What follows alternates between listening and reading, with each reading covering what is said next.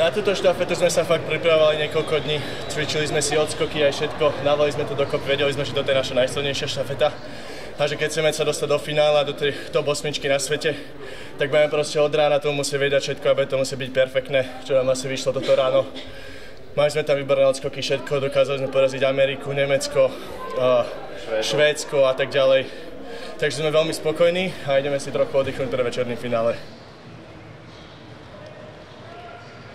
Bolo dobre byť veľa Talianov, čo boli veľmi rýchli.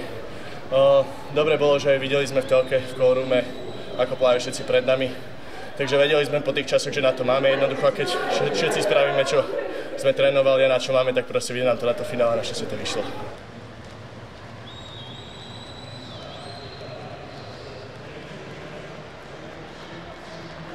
S časom sme spokojní. Bol to určite slovenský rekord do veľa.